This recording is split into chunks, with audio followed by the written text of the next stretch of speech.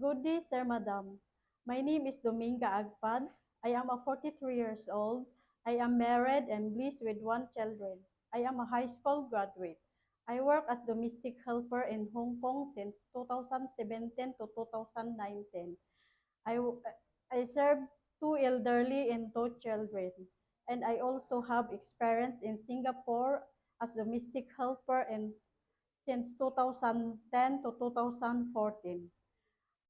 Sir, Madam, my main duties and responsibilities are taking care of children, washing clothes, ironing, and taking care of children.